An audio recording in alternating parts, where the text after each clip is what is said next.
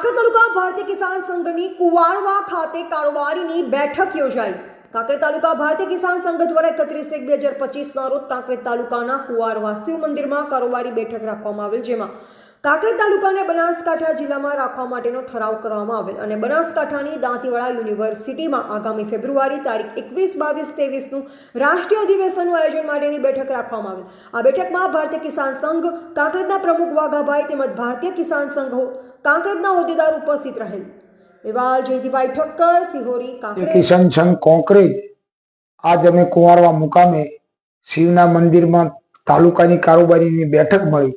અને કલેક્ટર સાહેબની સૂચના અનુસંધાને અમે પ્રાંત સાહેબને જે આવેદનપત્રનો ઠરાવ કરી અને પ્રાંત સાહેબને અમારી દ્રષ્ટિએ મોકલાવાનું કર્યું અને બીજું કે ફેબ્રુઆરીમાં 21, 22, 23 આખા ભારતનું અધિવેશન હોય અને એની ચર્ચા કરવામાં આવેલ અને જે અમારે આખા ભારત કે આખા હિન્દુસ્તાનનું અને 41 પ્રાંતની જિલ્લાની પ્રદેશની કારોબારી એવા અમે જ્યાં દાંતીવાડા યુનિવર્સિટીમાં બેઠક હોય અને એના વિશે ચર્ચા કરી અને અમે જે અમારા બનાસકાંઠાને કોંકરેજ તાલુકાને બનાસકાંઠો રાખવો એના વિશે અમે ઠરાવ કરી અને પ્રાંત સાહેબને પોતો કરવાની ઠરાવ કરેલ। પટેલ વાઘાભાઈ રમાભાઈ, ભારતીય કિસાન સંઘ કોંકરેજ।